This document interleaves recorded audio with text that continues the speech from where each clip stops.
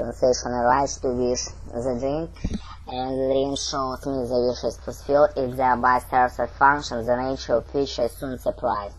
I sleep well. I am not accustomed to being awake by a bodily need. If I excess in a please myself by dreams of the dream that I am drinking, I need not wake up in order to satisfy the cells. It's thus dream of convenience. The dream takes the place of action as elsewhere in life.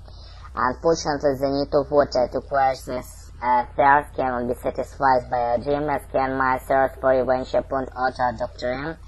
But the intention is the same. Not long ago I had same dream in somewhat modified form. On this occasion I felt thirsty before going to bed and emptied the glass of water which stood on the little chest beside my bed. Some hours later, during the night, my thirst returned with the concealed discomfort. In order to obtain water, I should have to get up and fetch the glass.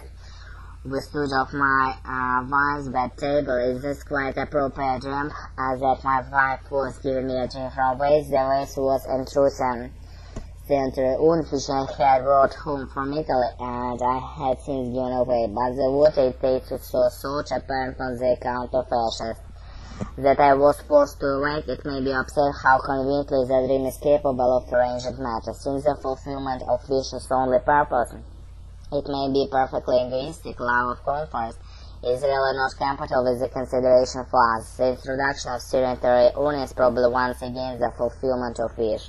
I regret that I no longer possess this waste, like the glass of water at my right side. It's unacceptable to me. As the singular urine is appropriate also in connection with the sensation of increasingly salty taste, which I know will compel me to wake. Such convenient dreams came very frequently to me in my youth, a custom that I had been always to working until late at night.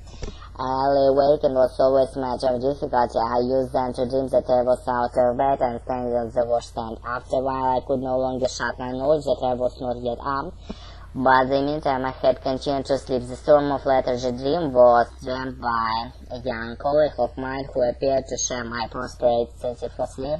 With him I assumed a particularly amusing form. The landlady with whom I was lodging in the neighborhood of the hospital had 3 quarters to wait him a remote and given out, but she found by too easy to carry out his orders. One morning sleep was especially sweet to him. The wound called on her, "Peppy, get up, you've got to go to hospital."